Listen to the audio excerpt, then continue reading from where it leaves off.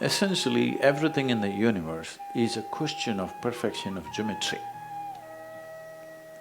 Right now, planets are going around the sun, universe is moving, galaxies are going on. They're all in place the way they are in place, only because of perfection of geometry. One day, for 2 minutes, if the planet Earth thinks, let me go little off the orbit and come back, that's the end of it, okay? If it loses its geometry, it's gone. So, the geometry of the existence is such that today modern science is coming up with what's called as a constructional theory. What they're trying to say is, the geometry and the design of the atom and that of the cosmos is essentially same. Only the complexity and sophistication has multiplied millions of folds. This is something that we have been saying in yogic system forever, for thousands of years, anda pindanda. This means the individual and the universal is essentially same, only the complexity is multiplying. So if it is in design essentially same, if you get it into right kind of alignment, suddenly it does things that you have never thought it can do. If you had a television in 1960s, you would have a bunch of aluminum tubes sitting on top of your home. You're watching your favorite one-channel wonder and it went boop boop. Then you go up on the terrace and do this, it won't work, do this, it won't work. Then slowly get this into that place. Suddenly again the world pours into your sitting room. Just a bunch of aluminum tubes. Just get it to the right place, it absorbs the world and delivers to you in your sitting room. This also, if you just learn to sit right, breathe right, hold everything right in the right place, suddenly this can download the entire cosmos. Yoga means the technology of arriving at this, because to just get the geometry right, just to learn to sit right, this is very difficult for a thinking mind to understand. A yogi spends his entire life towards what is called as asana siddhi. This means he wants to master one posture, only one. I know in California you do 108. If you go to half an hour session, you do 100 postures and come back home because you want to sweat. No, only one posture his entire life, he's meticulously arranging, rearranging, minutely arranging it in such a way that if he hits that particular posture, suddenly the entire cosmos is here, not there. For you to get some kind of understanding of this, for example, do you at least see me? Even if you're not listening to me, it's okay. Do you see me? Hello? Can you use one hand and point out where I am? Oh, you got me wrong. You know, I'm a mystic. Now this light is falling upon me, reflecting, going through your lenses, inverted image in the retina, you know the whole story. So where do you see me right now? Within yourself. Where do you hear me right now? Within yourself. Where have you seen the whole world? Within yourself. Anything and everything that ever happened to you happened only within you, yes? Light and darkness right now happens within you. Pain and pleasure happens within you. Joy and misery happens within you. Agony and ecstasy happens within you. Anything that ever happened to you happened only within you. Right now somebody next to you touches your hand, you think you're experiencing their hand. No, you are only experiencing the sensations in your hand. Even without the aid of that hand, if you have an imagination, you can create the sensation. Yes or no? Yes, you can. So, you are experiencing everything, whatever you have known, only within yourself. In the very nature of things, you cannot experience what is here. You can only experience the way it happens within you. Or in other words, the fundamental seat of your experience is within you. If the entire human experience is being generated from within you, at least what happens from within you must happen the way you want it. Now, is this the goal of yoga? No. This is a small thing that you need to put aside, that your body and your mind are not an issue.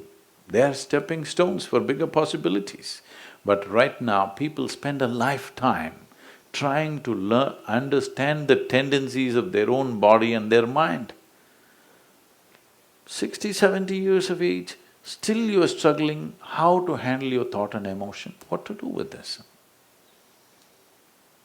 By the time you're 16, you should know how to handle your thought and emotion, but entire life goes how to handle your own thought and emotion.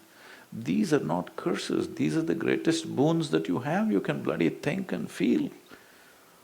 Yes or no? Aren't these the most wonderful things about a human being?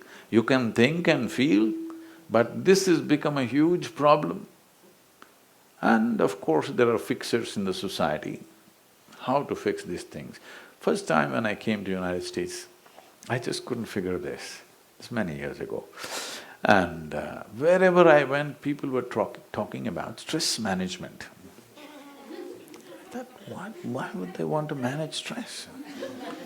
Because in my understanding, we manage whatever is precious to us, our family, our business, our money, our property, whatever else that's precious to you. Why would you want to manage stress?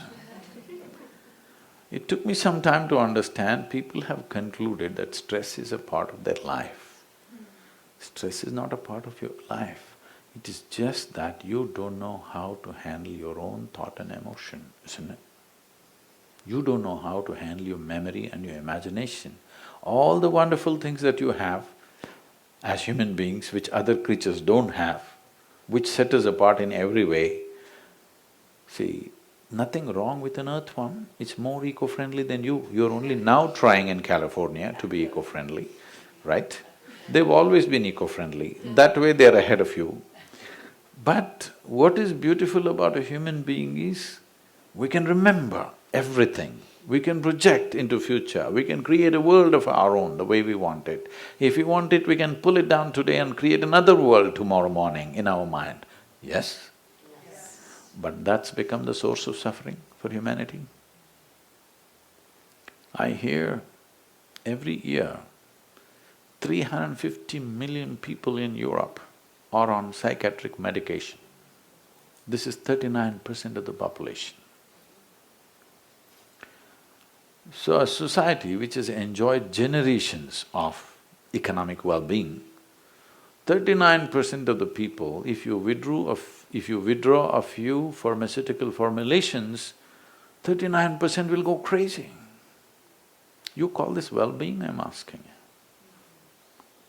But do you see entire world making a journey in this direction?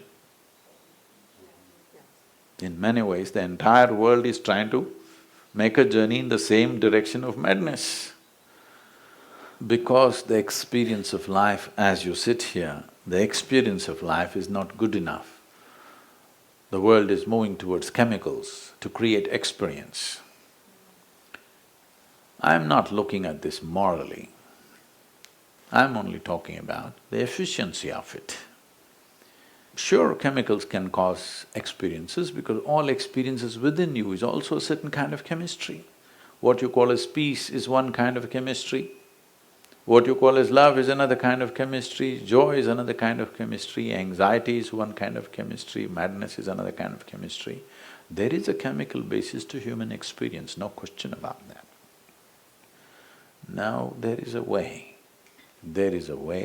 to take charge of this, that you make yourself in this way that you are not an issue. If you are not an issue, you can handle any issue. Now the problem is you yourself a big issue. Everything, every gift that is been given to you, every faculty that's been given to you is a big issue. Your cerebral capability itself is a tremendous issue, isn't it? This is the greatest gift, but it's become an issue, it's become a problem. This is because there is no yoga. When I say there is no yoga, don't think I have to stand on my head, that's why it's not happening. No. No yoga means there is no union. You become too much of an individual. You started believing that you're an individual. Somebody thinks you're an individual, that's his problem. But you think I'm this, I'm a world by myself, then life will give you treatment. That's the treatment that is going on right now, suffering. As a generation of people, you are experiencing more comfort and convenience than any generation ever in the history of humanity. Do you agree with me? Yes. But whining like crazy because life is giving you treatment. It's giving you treatment because there is no yoga. The boundaries of who I am has become so rigid that life will tell you in its own way. We can do one simple experiment right now. Put these hands together with your eyes closed, just intensely rub these two hands together for a minute, like this.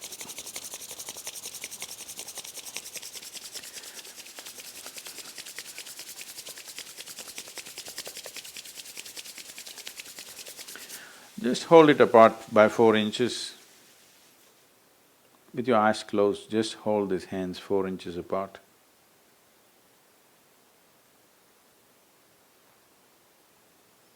Something happening between the two hands? Okay?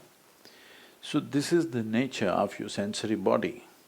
If something effervescent happens in this, the sensory body will expand. You might have experienced this. You know why people are rubbing each other all the time? Because some sense of oneness. Yes, your sensory body expands and some sense of being beyond yourself. It doesn't last, that's a different thing, but at least there is some sense of unity in the thing. Now, the nature of the sensory body is such, if your energies are in an effervescent mode, then you will see sensory body will expand. Suppose your sensory body became as big as this hall, let's say, then you would experience all these people as a part of yourself. Because anything which is within the boundaries of your sensation, you always experience as myself. Suppose you experience this one and this one and this one and this one as yourself, then do I have to tell you, don't kill this one, don't harm this one, don't rob this one, don't torture this one? Do you need teaching? I'm asking, thou shalt not, thou shalt not, thou shalt not, do you need teaching? You would not need any morality because your humanity is full-fledged. Your humanity is full-fledged means your sensory body expanded. Now you felt very clearly by experience, as you am experiencing the material that I gathered from many places and made body out of it, and now I feel this is me. If you felt everything else is me, then we say you're in yoga. If your sensory body became as big as the cosmos, the entire universe you felt within yourself, then we say you're a yogi. I think we went too far with yoga.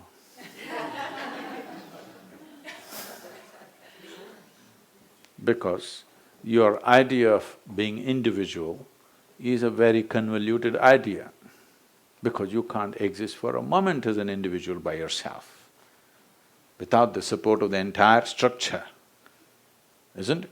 The entire system is constantly working to just make you breathe and be alive here. So, this sense of individuality is the basis of everything. All the crookedness, all the evil, all the violence is simply because this is me, that's somebody else, isn't it? Yes, fundamentally, this is me, that's someone else, I don't care what that is. If I experience this is me, then nobody has to tell me how to be. Nobody has to teach me what I should do and what I should not do. If you experience everything as myself, when you experience everything as myself, then we say you're a yogi. That's what being a yogi or being in yoga means. not just turning and twisting our bodies.